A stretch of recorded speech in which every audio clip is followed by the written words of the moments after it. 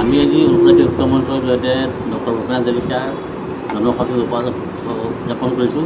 কাৰণ ভূপেন হাজৰিকাই একেঠাৰে তেওঁ একেলে থাকি দাৰ্শনিক হয়, সাহিত্যিক হয়, লিখক হয়, তেওঁ এজন MLA হয়, ইউনিভাৰ্চিটিৰ শিক্ষক হয়। গতিকে তেওঁৰ হাতত এনেকুৱা প্ৰতিভা কি প্ৰতিভা নাছিল। গতিকে তেনেকুৱা এজন ব্যক্তিক আমি অসমত জন্ম লাভ কৰি আমাৰ অসমৰ নাম বিশ্ব দৰবাৰত জিলিকাই দিয়াৰ বাবে আমি অসমীয়া মানুহ আজি ধন্য মানিছোঁ।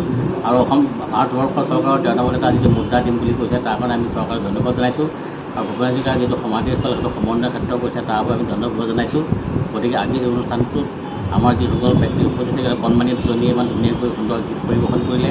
গতিকে আমি ভূপেন হাজৰিকাৰ আদৰ্শৰে আমি অসমীয়া যদি আগবাঢ়ি যাব লাগিব। কাৰণ ভূপেন হাজৰিকাই তেতিয়াই কৈছিল যে আজিৰ অসমীয়া নিজৰ নিচিনা অসমতে ভাৱনীয় হ'ব। আজি নহয় 80 দশকতে গাই গ'ল।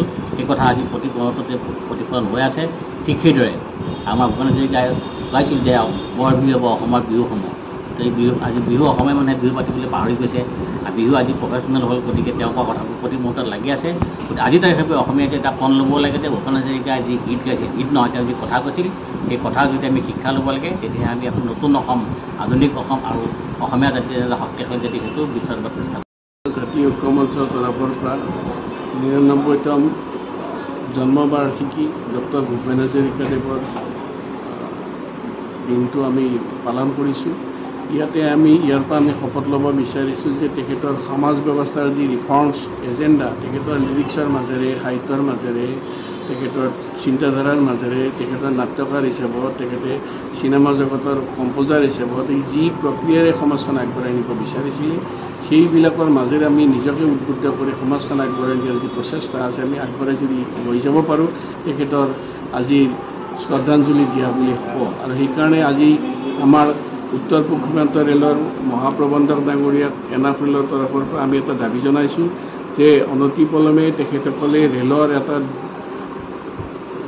এখন ট্ৰেইন, দূৰগামী ট্ৰেইন এখন ইণ্ডাকশ্যন কৰাৰ কাৰণে আমি ৰিকুৱেষ্ট কৰিছোঁ। আৰু আমাৰ জেনেৰেল মেনেজাৰ চেতন শ্ৰীবাস্তৱ চাহাবেও এইটো তেখেতে এগ্ৰী কৰিছে।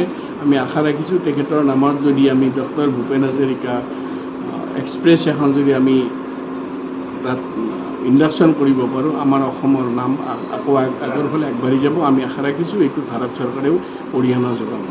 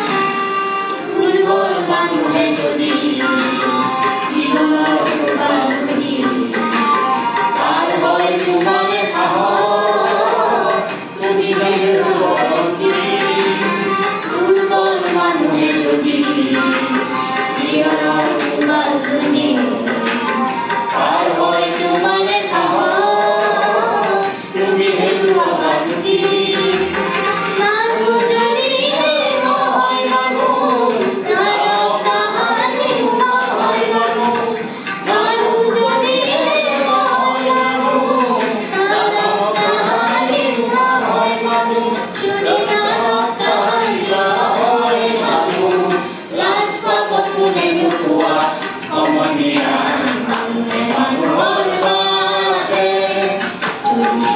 on,